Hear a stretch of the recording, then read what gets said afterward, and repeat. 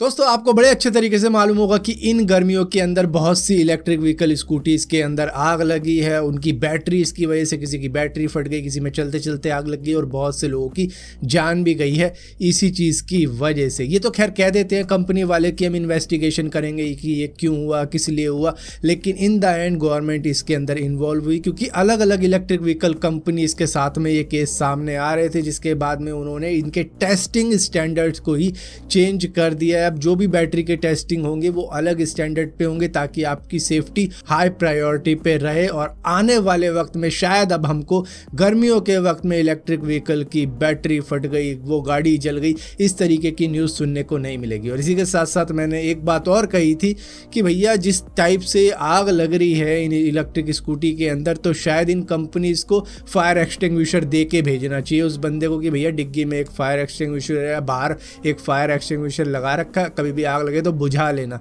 तो इस तरीके की भी अब एक इनोवेशन हो चुकी है जिसका नाम है फायर फाइटी लिथेक्स, जो कि एक फायर एक्सटिंग्विशर है जिसको ISI मार्क और BSI सर्टिफिकेशन के साथ में बनाया गया है। सभी अप्रूवल इसको मिल चुके हैं, तो शायद इलेक्ट्रिक व्हीकल के साथ में भी अब ये आने लगे। दोस्तों एप्पल की पॉलिसीज़ काफ़ी ज़्यादा स्ट्रिक्ट रहती हैं, जिसकी वजह से न्यूयॉर्क बेस्ड एक एप्पल एम्प्लॉय शायद सस्पेंड हो सकता है क्योंकि उसने टिकटॉक के ऊपर एप्पल की एक सिक्योरिटी टिप्स शेयर कर दी, जिसको लेकर एप्पल को काफ़ी ज़्यादा नाराज़गी है कि तुमने हमारी कंपनी की पॉलिसी को ब्रीच किया है। दरअसल उन्होंने एक वीडियो के अंदर ये बताया था कि कभी भी एप्पल अगर आपका खो जाता है और जो भी चुराने वाला है वो आपको ब्लैकमेल करता है कि मैं आपको तब दूंगा जब आप अपना एप्पल ID इससे हटा देते हो, तो ऐसा कभी भी मत करना। उन्होंने यही कहा था। इनका नाम पेरिस कैंपबेल है, जिन्होंने कहा कि भैया कोई भी अपना एप्पल ID कभी भी रिमूव मत करना अगर आपको ब्लैकमेलर कुछ भी कहे, क्योंकि अगर एक बार रिमूव हो गया तो वो फ़ोन तो आपको फिर कभी मिलने भी नहीं वाला है। तो बस इतनी सी बात उन्होंने कही थी, जिसके बाद में अब इनकी नौकरी खतरे में आ चुकी है। लेकिन इसी के साथ साथ आपको एप्पल की मैं एक टिप खुद से भी बताता हूँ कि एप्पल के आप दोनों ही कैमरे, आगे का भी और पीछे के भी कैमरे के साथ में रिकॉर्डिंग कर सकते हो, जिसके लिए आप डबल कैमरा ऐप को भी डाउनलोड कर सकते हो एप्पल के ऐप स्टोर से, जिसकी वजह से आप आगे और पीछे दोनों ही कैमरे को यूज़ कर सकते हो। ये एक नई ट्रिक आज ही मालूम चली है। दोस्तों हमारे स्मार्टफोन अब इस तरीके के हो चुके हैं कि उन पर स्क्रैचेस इतनी जल्दी से लगते नहीं हैं, काफ़ी मुश्किल है उन पर स्क्रैचेस आना, लेकिन आ जाते हैं तो फिर आ जाते हैं। लेकिन कार के मामले ऐसे हैं कि ज़रा सी भी इधर उधर खरोच लग गई तो स्क्रैच उस पर बड़े आराम से पड़ जाते हैं और उसके बाद में फिर डेंटिंग पेंटिंग का मामला सामने आ जाता है। लेकिन अब रिसर्चर्स ने इसका भी एक सोल्यूशन निकाल दिया है, जो है सेल्फ हीलिंग कोटिंग। इसके अंदर एक डायनेमिक केमिकल बॉन्ड तैयार किया गया है जो कि केपेबल होगा डिकम्पोजिशन अगर हो जाता है तो रिकम्पोजिशन भी कर सकता है वो खुद को। सिर्फ 30 मिनट में अगर वो धूप में आप रख देते हो अपनी कार को, और धूप लगने से उसकी जो स्क्रैचेस पड़ी हुई हैं वो अपने आप ही हील हो जाएंगी। और ये एक ऐसी चीज़ है कि जो अगर आ जाती है सामने तो रोड रेज वगैरह शायद काफ़ी ज़्यादा कम हो सकते हैं इसकी वजह से, क्योंकि ज़रा सी स्क्रैचेस पे भी लड़ाई झगड़े हो जाते हैं।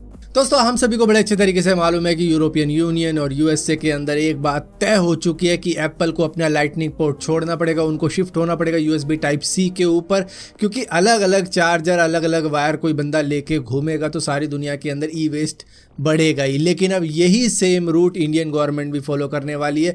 वो भी इस बात के ऊपर अब चर्चा करने वाले हैं कि लाइटनिंग पोर्ट को जाना होगा और एक कॉमन USB पोर्ट होना चाहिए। ऐसा नहीं होना चाहिए कि ये अलग यूज़ कर रही है कंपनी, वो अलग यूज़ कर रही है, जिसकी वजह से अलग अलग चार्जर मार्केट के अंदर घूम रहे हैं कि भाई तेरे फ़ोन का मेरे में नहीं लगेगा, उसके फ़ोन का इसमें लगेगा, जिसकी वजह से ई वेस्ट बढ़ता ही चला जाएगा। तो यहाँ पर एप्पल की लंका लगने वाली है हर तरफ से। एप्पल को USB Type-C के ऊपर जाना ही पड़ेगा।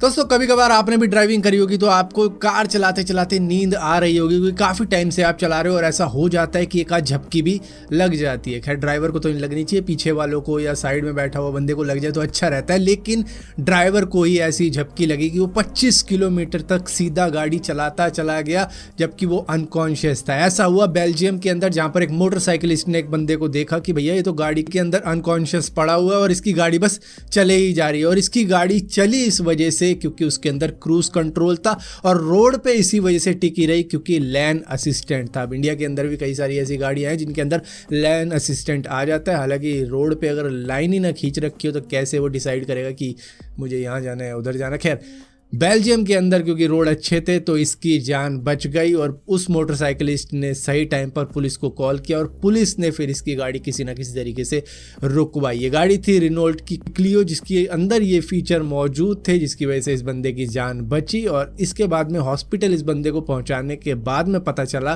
कि ये ड्रंक था, क्योंकि उठ नहीं रहा था ये बेहोशी से।